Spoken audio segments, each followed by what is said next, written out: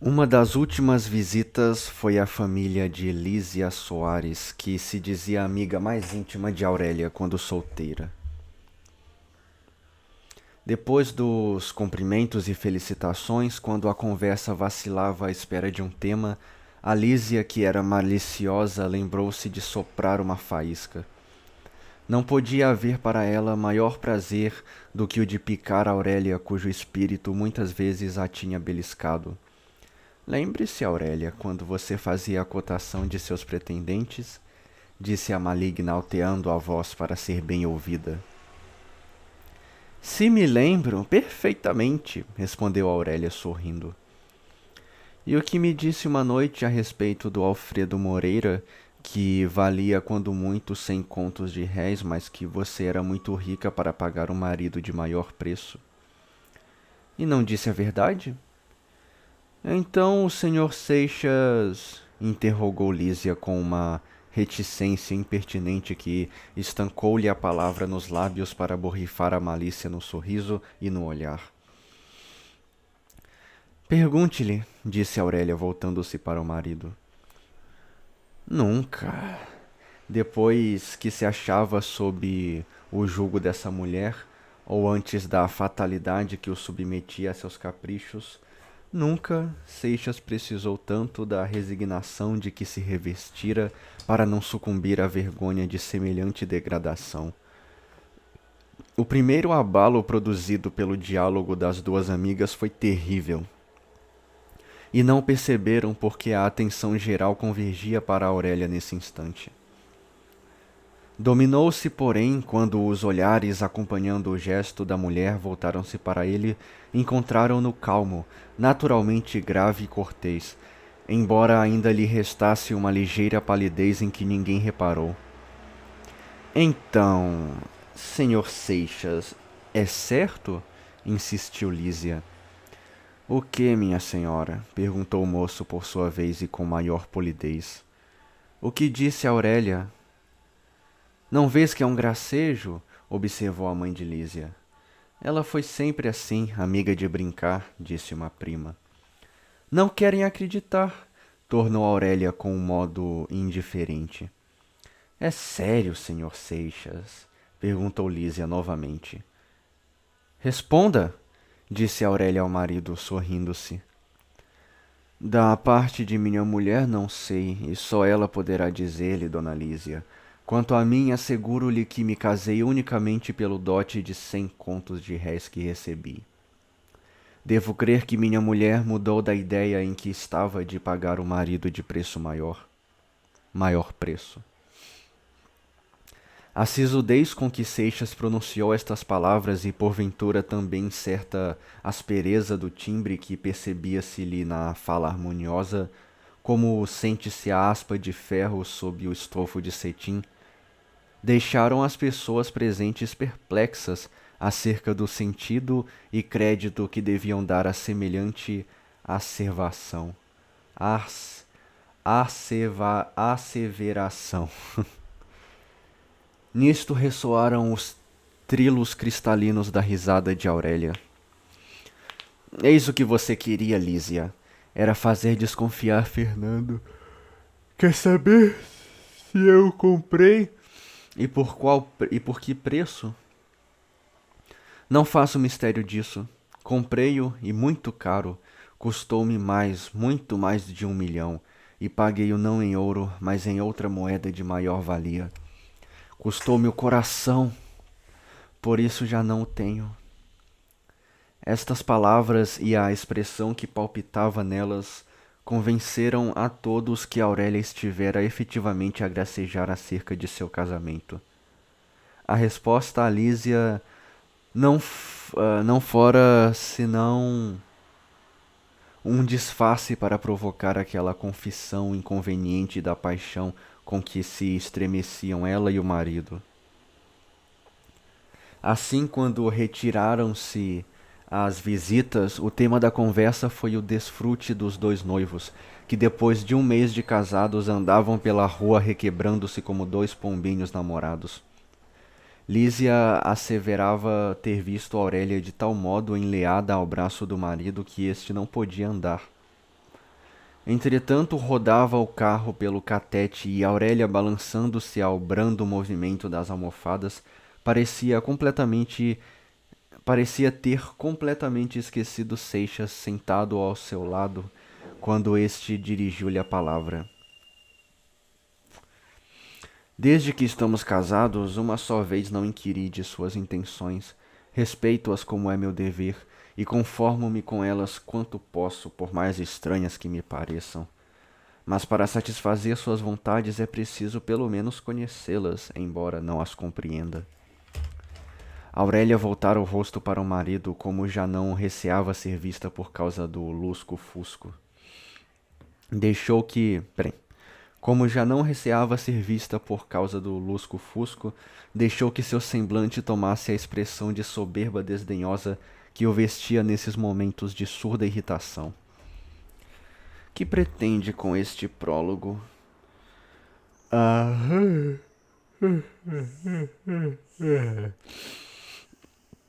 A princípio quis-me parecer que desejava ocultar dos estranhos a realidade de nossa posição. Confesso que nunca pude atinar com o motivo dessa singularidade, criar deliberadamente uma situação para ter o gosto de a negar a todo instante. É absurdo, não é? Também me parece a mim. Não perscruto seu pensamento. A senhora devia ter uma razão que ignoro, como eu. Importa-me, porém, saber se mudou de propósito, como indica a cena que acaba de representar, e se resolveu d'ora em diante fazer escândalo do que ontem fazia mistério. E para que deseja saber isso? Já o disse, para conformar-me à sua vontade e afinar-me pela mesma clave, o dueto será mais aplaudido. Não duvido, mas eu é que não me casei para fazer de minha vida uma solfa de música. Serei leviana e inconsequente.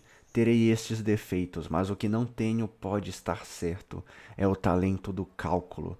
Deixe-me com o meu gênio excêntrico. Agora, neste momento, sei eu, porventura, o que farei esta noite? Que extravagância me virá tentar? Como, pois, havia de formular um programa conjugal para nosso uso? Eu posso fazer de nossa união um mistério ou um escândalo conforme o capricho. O senhor é que não tem esse direito. Tanto como a senhora. Aurélia contestou com fria impassibilidade. Engana-se. O senhor Seixas não pode desacreditar meu marido e expô-lo à irrisão pública. Mas a mulher do infeliz pode. Tem esse direito. O senhor deu-lhe. Não, use do termo vendilho. Aurélia não respondeu, derreando o corpo nas almofadas e voltando o rosto para ver o recorte das árvores e chácaras na tela iluminada do ocaso, deixou cair a conversa. Ainda fizeram algumas visitas. Eram mais de 8 horas quando parou o carro à porta de casa. À porta de casa.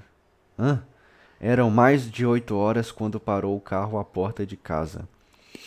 Dona Firmina tinha saído. Aurélia queixou-se da fadiga, cortejou o marido e recolheu-se. Em seu quarto, lembrou-se Seixas de algumas palavras que haviam escapado a Aurélia na conversação da tarde.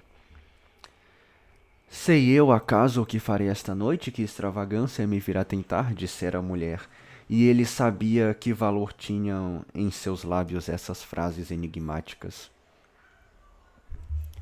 Desde a noite de luar e os devaneios poéticos sobre Byron era que Aurélia mostrava uma irritabilidade contínua. Qual devia ser a resolução inspirada por essa febre de sua alma, já tão propensa aos caprichos e excentricidades?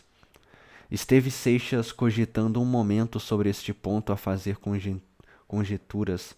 Fatigou-se, porém, da tarefa e abandonou-a, pensando que não havia piores na posição intolerável em que se achava. Já não pensava naquilo, quando súbito atravessou-lhe o espírito uma ideia que o fez estremecer. Um impulso de curiosidade o dominou. Correu à porta que o separava da câmara nupcial e dos aposentos da mulher. Ergueu a mão para bater. Começou o nome de Aurélia, mas não se animou a realizar o primeiro intento. Aplicou o ouvido a escutar. Reinava naquela parte da casa o mais profundo silêncio. Que fazer? Agitado pela ideia terrível que o assaltava, deu a esmo algumas voltas pelo aposento numa perplexidade cruel. Seu olhar, que não deixava a porta, notou um esguicho de luz no fundo do corredor escuro e conheceu que saía pela greta da fechadura. Aproximou-se cautelosamente e sem rumor. Pelo recorte da chave, meu Deus. Pelo recorte da chave pôde ver na parede fronteira um quadro iluminado que se destacava no crepúsculo da câmara nupcial. Era o espelho colocado sobre a jardineira de mármore que refletia obliquamente pela porta aberta uma faixa de outro gabinete. Essa zona abrangia um divã, onde nesse instante destacava-se do brocado verde a estátua de Aurélia, deixada como o alto relevo que outrora ornava as campanhas dos nobres. Envolvia o corpo da moça um roupão da cambraia cujas pregas caíam sobre o tapete, semelhantes aos borbotões da nívea espumada de uma cascata, e deixavam-lhe o talho debuxado sob a fina teia de linho. Estava muito pálida e imóvel. Um dos braços descaía desfalecido pela borda do divã. Tinha o outro suspenso até a moldura do recorte onde a mão se crispava, talvez no esforço de erguer o corpo. Havia na imobilidade dessa posição e em seu perfil alguma coisa de hirto que assustava. Sucedem-se no procedimento de Aurélia atos inexplicáveis e tão contraditórios que derrotam a perspicácia do mais profundo fisiologista. Convencido de que também o coração tem uma lógica, embora diferente da que rege o espírito, bem desejara o narrador deste episódio perscrutar a razão dos singulares movimentos que se produzem na alma de Aurélia. Como, porém, não foi dotado com a lucidez precisa para o estudo dos fenômenos psicológicos, limita-se a referir o que sabe, deixando a sagacidade de cada um atinar com a verdadeira causa de impulsos tão encontrados. Remotemos, pois, o curso dessa nova existência de Aurélia até a noite de seu casamento, quando a exaltação que a animava durante a cena passada com Seixas, abatendo de repente, a deixou prostrada no tapete da câmara nupcial. Não foi propriamente um desmaio que a tomou, ou este não passou de breve síncope, mas o resto da noite ela o passou ali, sem forças, nem resolução de erguer-se em um torpor intenso que, se não lhe apagava de todo os espíritos, o sopitava em uma modorra pesada. Tinha consciência de sua dor, sofria acerbamente, porém faltava-lhe naquele instante a lucidez para discriminar a causa de seu desespero e aliviar da situação que ela própria havia criado. Pela madrugada, o sono, embora agitado, trouxe um breve repouso à sua angústia.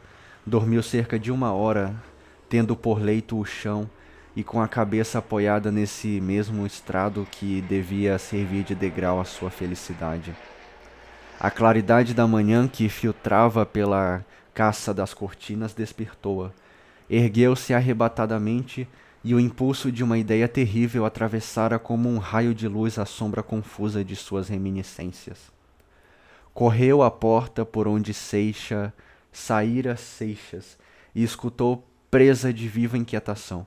Por vezes levou a mão à chave e retirou-se assustada. Volveu a esmo os passos rápidos pela casa. Afinal aproximou-se da janela sem intenção, automaticamente. Foi nessa ocasião que viu Seixas atravessar o jardim furtivamente e entrar em casa. Ainda reinava o silêncio por toda essa parte da habitação, de modo que ela pôde ouvir o leve rumor dos passos do marido no próximo aposento. Um riso de acre desprezo crispou-lhe os lábios. É um cobarde, com B, isso mesmo. Depois do que se havia passado entre ambos na noite de seu casamento, pensava Aurélia que só havia para Seixas 2 meios de quebrar o jogo humilhante a que o tinha submetido. Não lhe restava senão matá-la a ela ou matar-se a si. Para uma dessas 2 soluções se tinha a moça preparado. É certo que às vezes seu coração afagava uma esperança impossível. Se o homem a quem amava se ajoelhasse a seus pés e lhe suplicasse o perdão, Teria ela forças para resistir e salvar a dignidade de seu amor? Por este lance não teve ela de passar. Às suas primeiras palavras, Seixas retraíra-se para ostentar depois uma impudência que ela jamais podia esperar, o que produziu em sua alma indizível horror. O laço que a unia àquele homem tornou-se uma abjeção, quase uma infâmia. Entretanto, ao expeli-lo de sua presença, ainda esperava que as palavras proferidas pelo marido fossem apenas uma ironia amarga. Não concebia que tivesse amado um ente tão depravado e vil. O cinismo que pouco antes a indignara devia ter uma relação. Foi quando viu Seixas pela manhã que de todo acabou de convencer-se da miséria do indivíduo.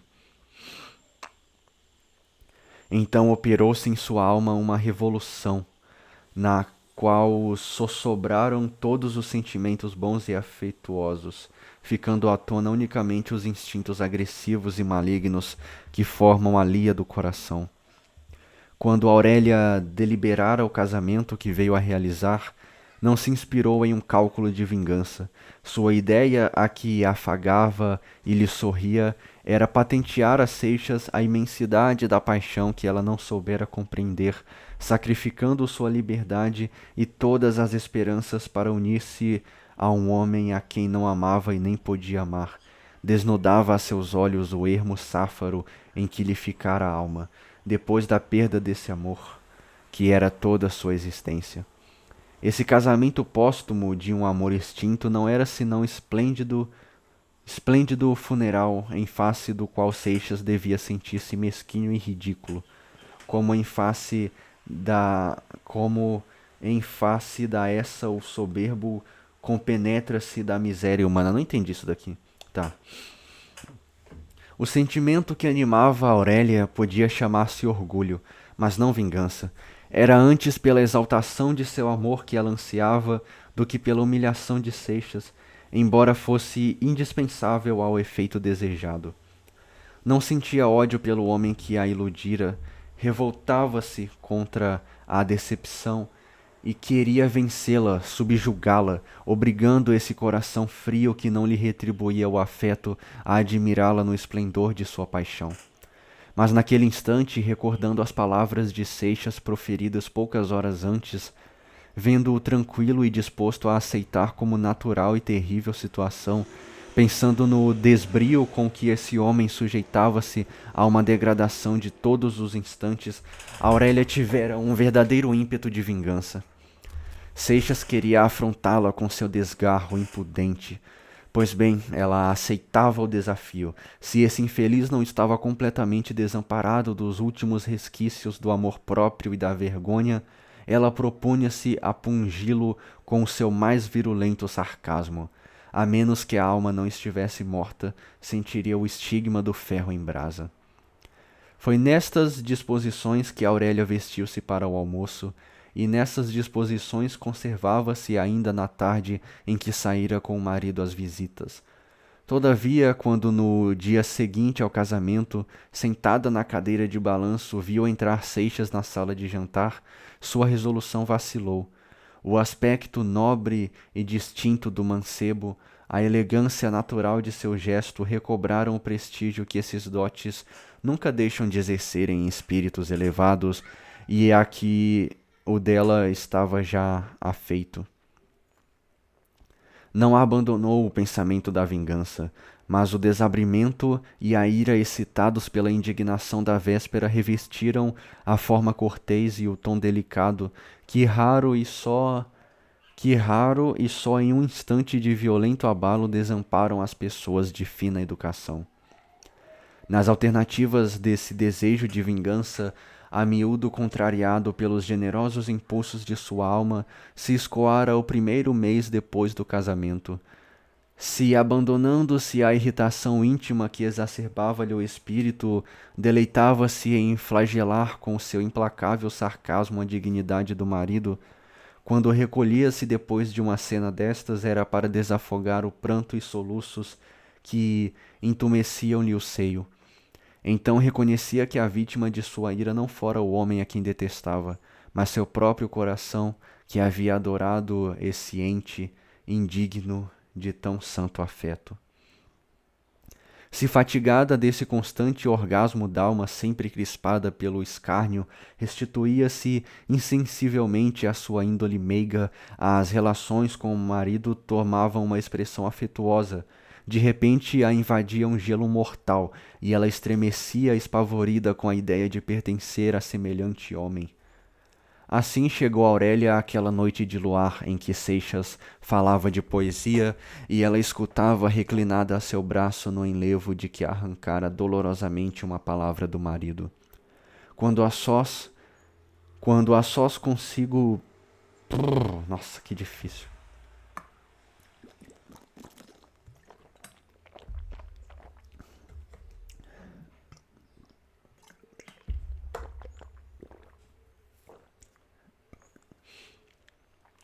Quando a sós consigo pensou neste incidente.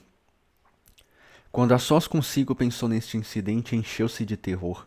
Houve um instante rápido embora, no qual chegou a lamentar que Seixas não tivesse conseguido enganá-la nessa ocasião adormecendo, ou antes cegando-lhe os brios. Quando se, quando se dissipasse... eu tô com as minhas bochechas toda terrível de mordida aqui, velho. Quando se dissipasse essa ilusão seria tarde e ela pertenceria irrevogavelmente ao marido. Este sentimento que apenas pronunciado ela repeliu com todas as forças de sua alma. Deixou-lhe, contudo, um desgosto profundo acompanhado do pânico de semelhantes alucinações. Daí a irritabilidade que desde então a possuía e que tocara ao auge nessas tardes das visitas. Entretanto, em seu toucador, Aurélia tinha febre, febre da paixão que a abrasava. Abriu todas as portas e janelas, atirou-se vestida como estava sobre o divã e ali ficou imóvel, como vira Seixas pela broca da fechadura.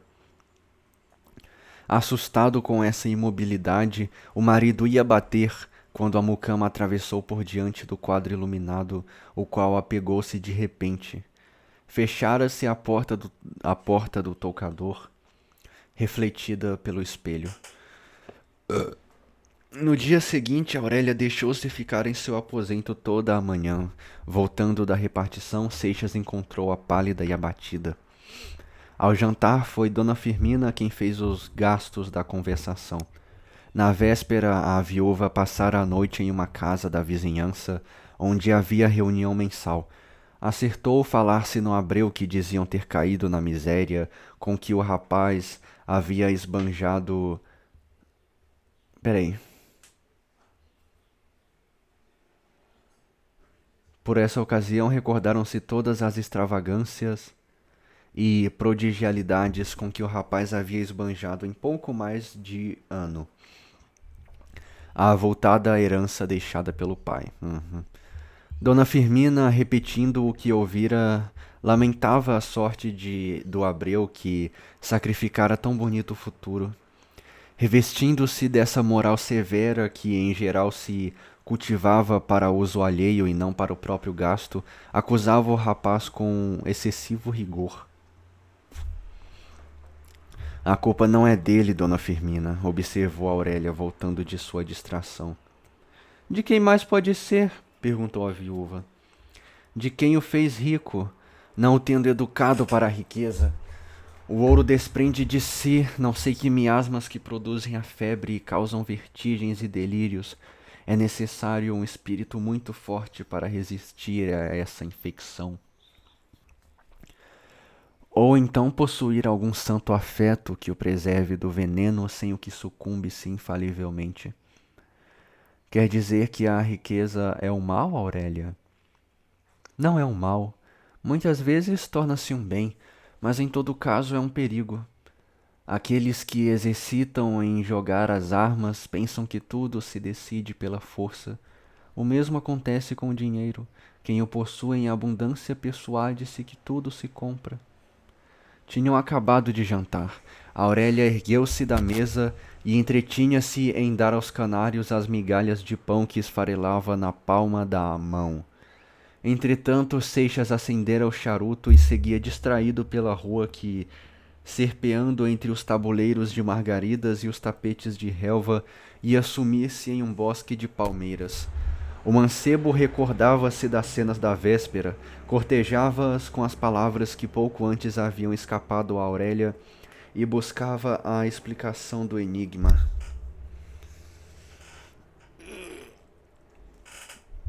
Interrompeu a voz da moça que achava-se a seu lado. Este passeio todas as tardes já deve aborrecê-lo. Por que não sai a cavalo? Deve distrair-se. Aurélia falava brincando. Meu Deus do céu. Ai, tá ruim aqui, viu? Aurélia falava brincando com as flores para evitar que o seu olhar encontrasse o de Seixas. Sua companhia não me pode aborrecer nunca.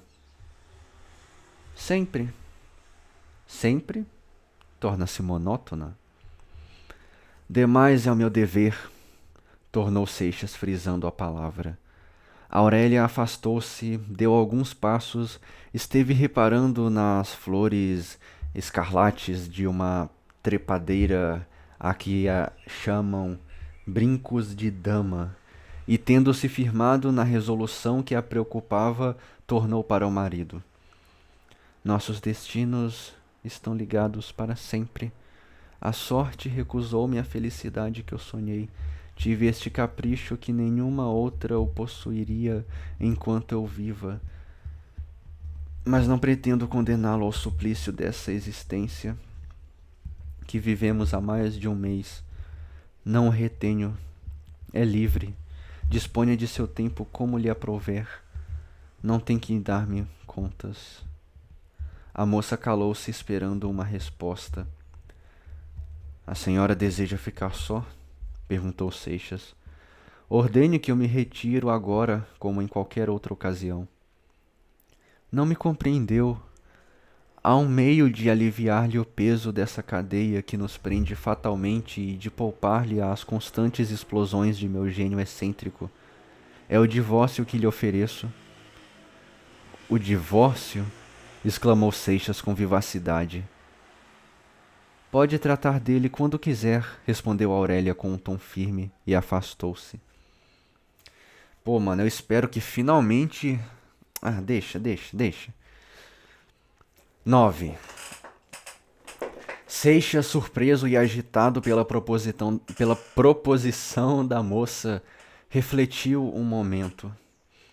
O resultado dessa reflexão foi aproximar-se da mulher ocupada nesse momento a ver os peixinhos vermelhos do tanque fervilharem à tona d'água para devorar os bocados de um jambo com que ela ostentava. Mais vírgula, por favor. Estes peixes agora advertem, disse Fernando. Se amanhã aborrecerem, mandará que os deitem fora e que os deixem morrer à fome? A moça ergueu para o marido os olhos cheios de surpresa. Talvez nunca lhe acontecesse refletir sobre este problema social, continuou Fernando. Pô, muda a voz pra... Não, deixa quieto. O senhor tem o direito de despedir o cativo quando lhe aprouver? Creio que ninguém porá isso em dúvida, respondeu Aurélia. Então entende que depois de privar-se um homem de sua liberdade, de o rebaixar ante a própria consciência, de o haver transformado em um instrumento, é lícito, a pretexto de alforria, abandonar essa criatura a quem sequestraram da sociedade? Eu penso o contrário. Mas que relação tem isso? Toda. A senhora fez-me seu marido. Não me resta outra missão neste mundo. Desde que impôs-me esse destino, sacrificou o meu futuro. Não tenho direito de negar-me que paguei tão caro, pois o paguei a preço da minha liberdade. Essa liberdade eu a restituo. E pode restituir-me com ela o que perdi alienando-a? Receia talvez o escândalo que produzirá o divórcio. Não há necessidade de publicarmos nossa resolução. Podemos viver inteiramente estranhos um ao outro na mesma cidade e até na mesma casa. Se for preciso, temos o pretexto das viagens por moléstia, da mudança de clima, do passeio à Europa. A senhora fará o que for de sua vontade. A minha obrigação é obedecer-lhe como seu servo, contanto que não lhe falte com o marido que a senhora comprou. Aurélia fitou no semblante de Seixas um olhar soberano. Acredita que eu possa mudar de sentimentos para com o senhor? Não tenho esse receio. Se eu não estivesse convencido que o amor entre nós é impossível, não estaria aqui neste momento. Estranho sorriso iluminou a fronte de Aurélia, que vibrou com um gesto de sublime altivez. Qual é então o motivo que não aceita o que lhe ofereço? O que a senhora me oferece custou-lhe em contos de réis, e receber esmolas desse valor é roubar ao pródigo que as deita fora. Como quiser, disse Aurélia desdenhosamente. O senhor pensa de certo que sua presença me incomoda e por isso lhe sorri a ideia de impô-la como uma contrariedade. Engana-se. Pode ficar. Não era para mim, mas por si mesmo que oferecia-lhe a separação. Rejeita? Melhor. Não poderá queixar-se pelo que venha a acontecer. Apesar da recusa de Seixas, suas relações com Aurélia tornaram-se desde aquela tarde mais esquivas. A moça já não caprichava como nas primeiras semanas em passar a maior parte do tempo na companhia do marido. Este, de seu lado, receando tornar-se importuno, conservava-se arredio enquanto a mulher não manifestava desejo de tê-lo perto de si. Dias houve em que não se viram. Seixas saía muito cedo para a repartição. Aurélia ia jantar com alguma amiga. Só no outro dia, às 4 horas da tarde, se encontravam de novo. Essas tardes em que Fernando ficava sozinho em casa, pois Dona Firmina acompanhava Aurélia, ele as aproveitava para ir ver a mãe, que ainda habitava na mesma casa da Rua do Hospício. Excitava reparo entre os conhecidos de Dona Camila que o filho a deixasse na vida obscura e necessitada, em vez de chamá-la para sua companhia, ou pelo menos de ajudá-la a passar com outra decência e abastança. Dona Camila não se queixava, mas apesar de seus extremos por aquele filho e da abnegação de sua ternura, tinha estranhado consigo que Fernando, depois de casado, não pensasse em dar às irmãs uma lembrança qualquer. Muito raras vezes aparecia Fernando em casa da mãe e de passagem. Nisso não reparava Dona Camila, embora lamentasse que a posição do filho e seus deveres sociais não lhe permitissem possuí-lo por mais tempo. Mariquinhas a princípio excitava a mãe para irem à casa de Seixas nas Laranjeiras e até lá passarem um dia. A mãe, desabituada à sociedade, receava-se da crítica de Aurélia.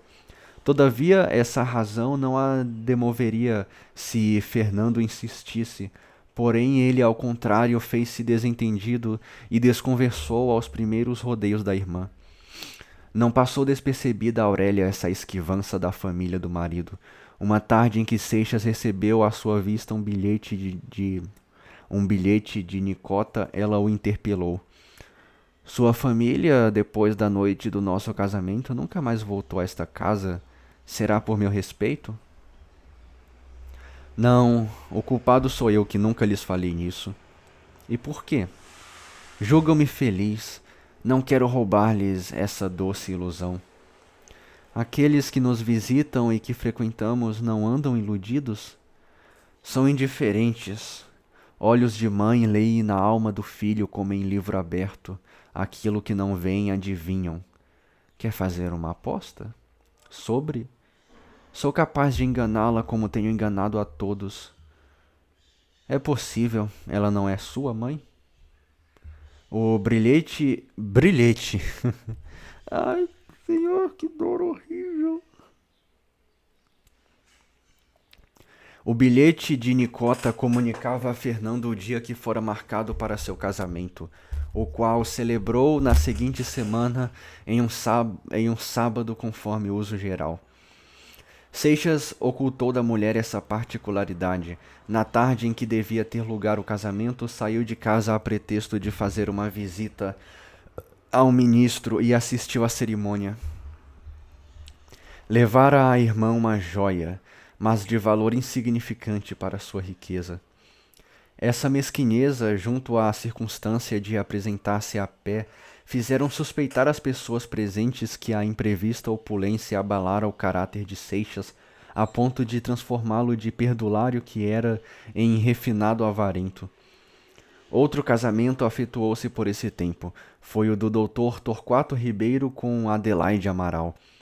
Dias antes, o noivo recebeu por intermédio de Lemos um recado de Aurélia que pedia-lhe o recibo dos seus 50.000 réis, pois chegara a ocasião de pagá-lo. Foi Ribeiro às Laranjeiras, cogitando na surpresa que a moça lhe preparava. Aqui tenho o que lhe devo, as 3 cifras são presente de Adelaide. Ribeiro abriu o papel. Era uma letra ao portador de 50 contos passadas pelo Banco do Brasil.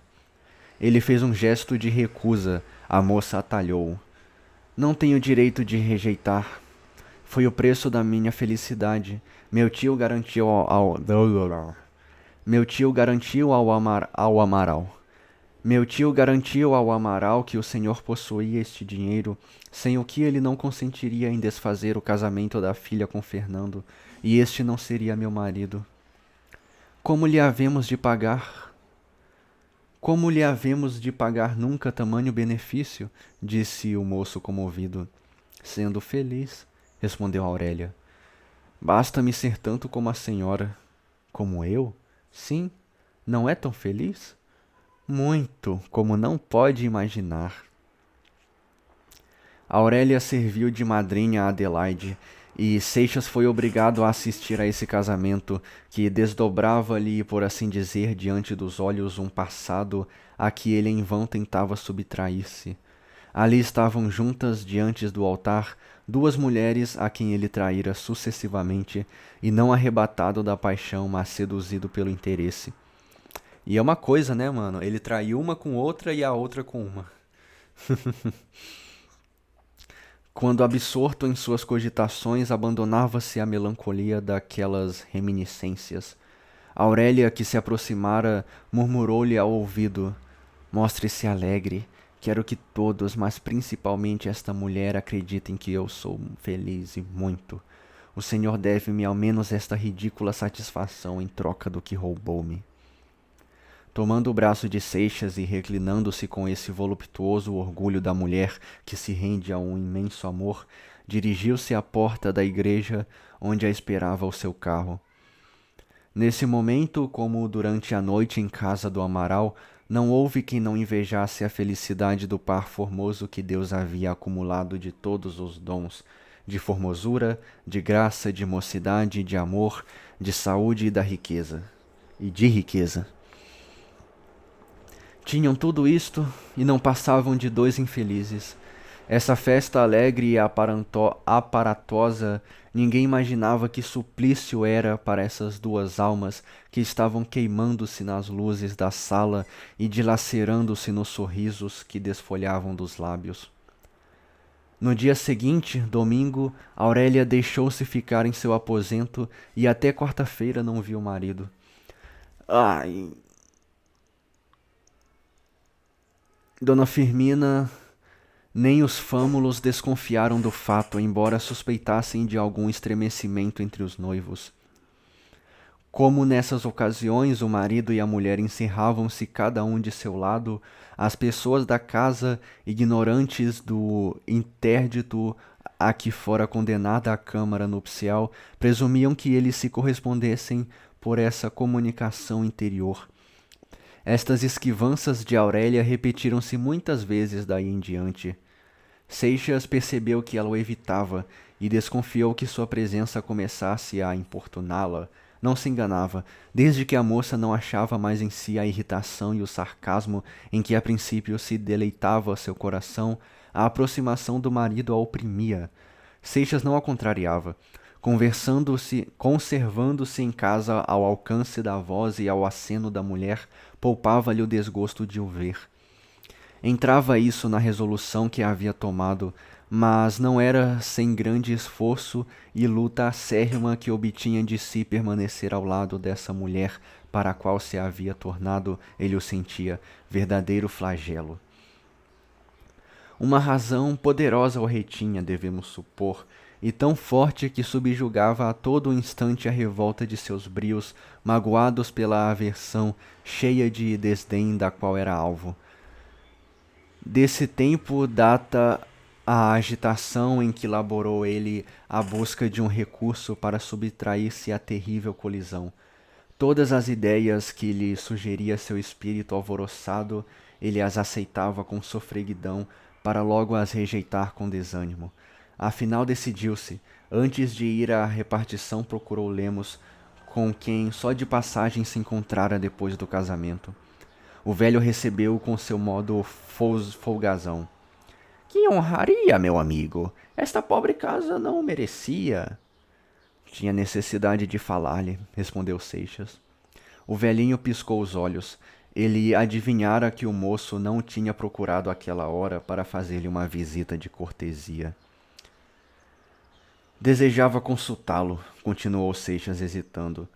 Consta-me que as apólices vão baixar consideravelmente e que seria um bom negócio vendê-las neste momento para comprá-las mais tarde, talvez daqui a 2 meses. Não é mal, porém há outro melhor neste momento, disse Lemos. Qual? Vender libras esterlinas. Não as possuo. Isso não impede. Não entendo. Venda a entregar no fim do mês pelo preço de 12.000 réis. Nesse tempo elas baixam a 10.000 réis com certeza, e o senhor ganha em 15 dias sem despender R$ 1. Uns contos de réis que não fazem mal a ninguém. Agora compreendo. 10.000 libras deixariam 20 contos. E se ao contrário subirem, perde a diferença. Aí está o risco. Só há um meio de ganhar sem risco, é o de não pagar. Seixas despediu-se apesar das instâncias de Lemos, que desejava levá-lo à Praça do Comércio. Nesse mesmo dia, encontrou Abreu, que depois de ter esbanjado a herança, dera em jogador e vivia segundo era fama da banca. Pela conversa que tiveram os dois, ficou o marido de Aurélia sabendo a rua e número de uma casa onde todas as noites havia reunião plena dos amantes da roleta. Nessa noite Seixas saiu furtivamente de casa e, chamando um tílburi, dirigiu-se para a cidade, quando, porém, transpunha o limiar da porta onde se penetrava na cova de Caco, tomou tal horror que deitou a fugir pela rua e não parou senão em casa. Peraí, o que aconteceu?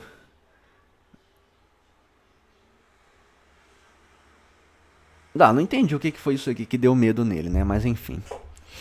No pavimento térreo, ao lado esquerdo, havia na Casa das Laranjeiras uma varanda de estilo campestre decorada com palmeiras vivas e coberlhas de parasitas. Servia de sala de bilhar e aí costumava Aurélia e o marido passarem a tarde, quando o tempo não convidava ao passeio no jardim. Aí foi Seixas encontrar 2 grandes quadros colocados nos respectivos cavaletes. Na tela viam-se os esboços de 2 retratos, o de Aurélia e o seu, que um pintor notável, êmulo de Vítor Meirelles e Pedro Américo, havia delineado à vista de alguma fotografia para retocá-lo em face dos modelos. Ao olhar interrogador do marido, Aurélia respondeu: "É um ornato indispensável à sala." "Julga que seja indispensável?" Parecia-me, ao contrário, inconveniente reproduzir, ainda que seja por esse modo, uma presença que tanto lhe deve importunar. "Não se tira retrato d'alma, felizmente," observou Aurélia com um misterioso sorriso que desde certo tempo acompanhava essas palavras de sentido recôndito. Seixas prestou-se passivamente ao papel de modelo.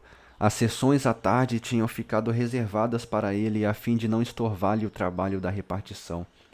Aurélia retirou-se, deixando-o em plena liberdade.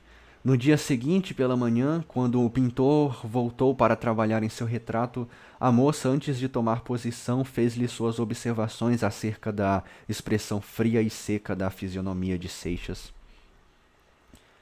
Pintei o que vi. Se deseja um retrato de fantasia, é outra coisa, respondeu o artista. Tem razão. Meu marido não anda bom. É melhor interromper seu trabalho por alguns dias. Eu lhe mandarei aviso quando for ocasião.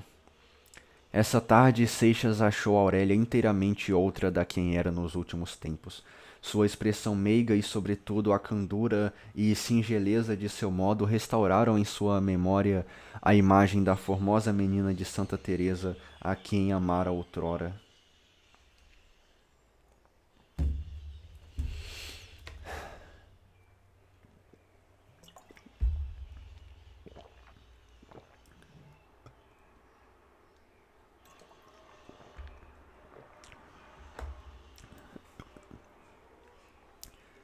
Deixou-se aliciar por essa ilusão, embora estivesse bem convencido de que haveria dissipar-se de repente e dolorosamente como as outras. Mas sua alma tinha necessidade de repouso e ainda mais do conforto de uma crença consoladora. Abandonou-se àquela doce quimera e quis persuadir-se de que revivia um idílio do seu passado. Aurélia trouxe a conversa para os assuntos que mais podiam seduzir um espírito poético e elegante como o de Seixas. Falou de música, de versos, de flores e de artes. Quando a ironia não lhe acerava a palavra, ela tinha uma exuberância de afeto e ternura que manava de seus lábios e derramava em torno de si uma atmosfera de amor. À noite tocou piano e cantou os trechos prediletos do marido. Não era ele, de certo, apesar dos elogios de Dona Firmina, uma mestra, ela, de certo, nem mesmo uma discípula exímia e correta, mas poucas teriam seu gênio artístico. Ela tocava por inspiração, e o canto eram as emoções de sua alma que ressoavam espontaneamente como os arpejos da brisa no seio da floresta. Os dias seguintes correram na mesma doce intimidade. À tarde no jardim, ou admiravam junto às flores, ou liam no mesmo livro alguns romances menos interessantes do que o seu próprio. Seixas incumbia-se da leitura e Aurélia escutava sentada a seu lado. Às vezes, ou porque se distraísse um momento, ou por sofreguidão de antecipar a narração, reclinava-se para correr os olhos pela página onde ia brincar um anel de seus cabelos castanhos. Foi no meio de uma destas cenas que o pintor apareceu de novo. Seixas deu sinal de contrariedade que a gentileza de Aurélia conseguiu desvanecer. Conservou, meu Deus, essas palavras! Conservou durante a sessão a mesma expressão afável e graciosa que pouco antes iluminava seu nobre semblante e que fora a sua fisionomia de outrora, quando a subversão de existência ainda não o tinha revestido de gravidade melancólica. Na manhã seguinte, Aurélia, examinando o trabalho do pintor, viu palpitante de emoção a sorrir-lhe o homem que ela havia amado. Ele aí estava em face dela, destacando-se da tela onde o pincel do artista o havia fixado com admirável felicidade. Era um desses retratos em que o modelo, em vez de impor-se, inspira o artista. Deixam de ser cópias e tornam-se criações. Ainda Aurélia estava enlevada em sua contemplação quando chegou o artista, que recebeu seus elogios acompanhados de sinceros agradecimentos. O pintor supunha ter feito apenas uma obra de arte. Como podia ele suspeitar o segredo dessa mulher, viúva daquele marido vivo? O senhor há de tirar uma cópia desse retrato para ficar na sala com o meu. Quanto a este, desejo que tenha o traje com que me lembro de ter visto meu marido quando o conheci. É uma surpresa que pretendo fazer-lhe, compreende? Perfeitamente. Peço-lhe, porém, que não toque no rosto. Fique descansada. Aurélia explicou ao pintor o traje que devia figurar no retrato do marido e tomou posição para concluir o seu. Ao voltar da repartição, notou Seixas que sua mulher não conservava a mesma disposição de ânimo em que a deixara na véspera. Não tornou a primitiva irritação, mas foi a pouco e pouco retraindo-se e acabou por isolar-se de todo. Passava os dias encerrada em seu toucador. Quando aparecia, era sempre distraída e tinha o aspecto dessas pessoas que se habituavam a viver no mundo da fantasia e que, sentindo-se como aturdidas quando descem à realidade, refugiam-se em suas quimeras. A casa das Laranjeiras tornara-se uma verdadeira solidão, habitada por dois cenobitas que não se viam nem tratavam a não ser na hora de jantar. Ao levantarem-se da mesa, Aurélia escondia-se no fundo de algum espesso caramachão, de onde seguia de longe com os olhos o vulto do marido que passeava pelo jardim. À noite, cada um tomava seu livro. Seixas lia. Aurélia aproveitava esses instantes de liberdade para tornar aos seus pensamentos e aos suaves devaneios que abandonava ao sair do toucador. Dona Firmina a princípio estranhara os modos de Aurélia, mas era uma senhora de muito juízo e bastante prática da vida. Atinou logo com a causa dessa alteração e aproveitou a primeira oportunidade para dar mostra da sua perspicácia. Não acha Aurélia tão diferente do que era, senhor Seixas? Fernando, surpreendido pela pergunta, volveu os olhos para a mulher, cujo pálido semblante, iluminado nesse momento por um reflexo do sol no ocaso, tinha a diáfana aparência da cera. Uau! Algum incômodo passageiro. Precisa sair da cidade, passar algum tempo fora, na Tijuca ou em Petrópolis. Não tenho moléstia, respondeu Aurélia com indiferença. Moléstia não tem, Aurélia, mas é coisa que se parece, tornou a viúva. E os passeios no campo são excelentes para essas melancolias e desmaios que você está sofrendo. Engana-se. Não sofro coisa alguma. Ora, não disfarce. Quem não vê que ainda volta de quê? Que aí anda a volta de quê? Insistiu Aurélia, completamente alheia à intenção da viúva. De um nenê. Nenê? Ah, esse livro aqui desceu uma escala aqui na minha nota, tá? Soltou a moça uma gargalhada, mas tão descompassada e ríspida que Dona Firmina mais confirmou-se em sua convicção. Fernando erguera-se a pretexto de regar os tabuleiros de violetas de Parma que rodeavam os pedestais das estátuas de bronze. Decorreram meses. De repente, sem causa conhecida, com o contraste e o improviso que tinham as resoluções dessa mulher singular, operou-se uma revolução na casa das Laranjeiras e na existência de seus moradores. Saiu Aurélia do isolamento a que se condenava durante tanto tempo, mas para lançar-se no outro extremo. Mostrava pelos divertimentos uma sofreguidão que nunca tivera, nem mesmo em solteira.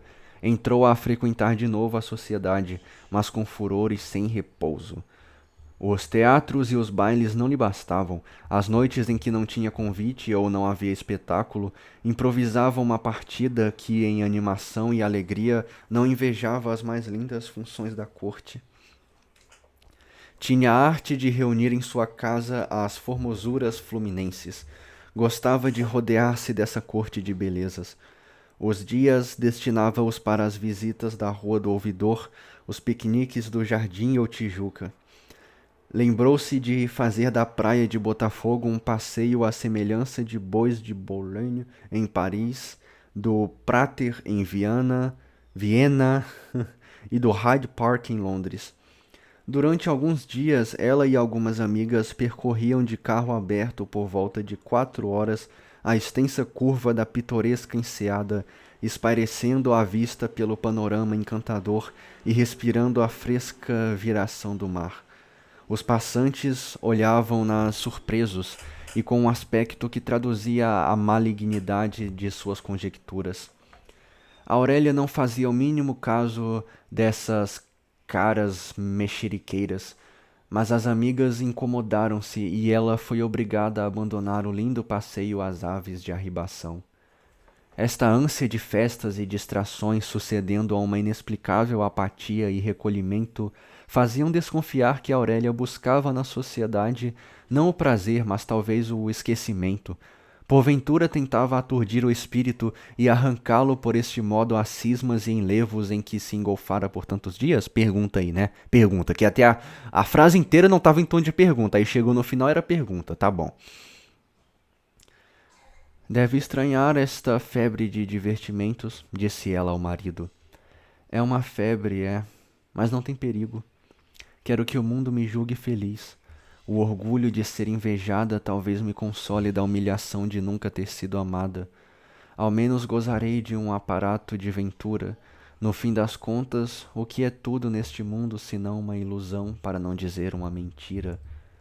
Assim, desculpe se o incomodo, tirando-o de seus hábitos para acompanhar-me, há de reconhecer que mereço esta compensação.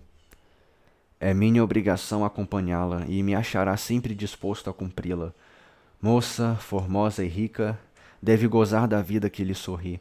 O mundo tem esta virtude: o que não absorve, gasta. Daqui a algum tempo a senhora verá a existência por um prisma bem diverso, e do passado não lhe ficará senão a lembrança de um pesadelo de criança. É o que procuro, justamente, que não dera eu para apagar estas crenças, ou antes estas incômodas ilusões de minha infância, com que educou-se minha alma, e conformar-me à realidade da vida. Oh, se eu conseguisse! A reticência desfez-se nos lábios da moça em um sorriso sardônico. Pelo menos não é um sorriso argentino, né? Então nos havíamos de entender. Resgate. Oh, pois sempre isso. A gente tá entrando aqui num novo tema, né? Resgate. Vamos lá. Havia baile em São Clemente. Meu Deus. Aurélia ali estava como sempre deslumbrante de formosura, de espírito e de luxo. Seu traje era um primor de elegância. Suas joias valiam um tesouro, mas ninguém apercebia-se disso. O que se via e admirava era ela, sua beleza que enchia a sala como um esplendor. O baile, em vez de fatigá-la, ao contrário, a expandia. Semelhantes às flores tropicais, filhas do sol, que ostentam o brilho matiz nas horas mais ardentes do dia. Era justamente nesse pélago de luz e paixões que Aurélia revelava toda a opulência de sua beleza. Seixas a contemplava de parte. As outras moças, de meia-noite em diante, começavam a murchar-se. O cansaço desbotava-lhe a cor ou afogueava-lhe os rostos. O talhe denunciava o excesso da fadiga na languidez das inflexões ou na rispidez do gesto. Aurélia, ao contrário, à medida que adiantava-se a noite, desferia de si mais seduções e parecia na plenitude de sua graça. A correção artística de seu traje ia desaparecendo no bulício do baile, como o primeiro esboço que surge, afinal, do cinzel impetuoso do artista ao fogo da inspiração. Sua estátua recebia da admiração da turba os últimos toques. Quando em torno se revolvia o turbilhão, ela conservava sua inalterável serenidade. O colo arfava-lhe mansamente ao influxo das brandas emoções. O sorriso coalhava-se em enlevos nos lábios entreabertos por onde escapava-se a respiração calma. Desprendia-se de seus olhos, de toda a sua pessoa, uma efusão celeste que era como a sua irradiação. Quando completou-se esta assunção de sua beleza, o baile estava a terminar. Aurélia fez um gesto ao marido e, envolvendo-se na manta de caxemira que ele apresentara-lhe, trançou o braço no seu. No meio das adorações que a perseguiam, retirou-se orgulhosamente reclinada ao peito desse homem tão invejado que ela arrastava após si como um troféu.